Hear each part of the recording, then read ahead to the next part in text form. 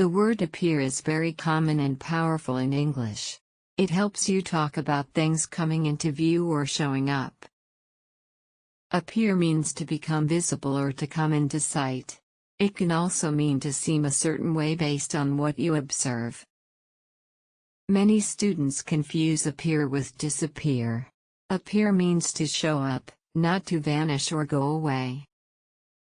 Common phrases with appear include appear on the screen, appear to be, and appear suddenly. You can say it appears that the sun appears in the sky at dawn.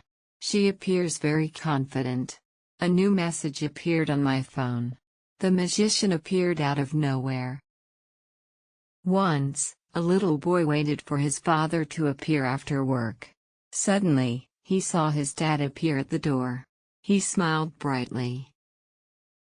Think of the word appear like a magician making something appear on stage. Something that was hidden shows up in front of you. Now you know appear means to show up or become visible. Try using it today and see how it fits your English.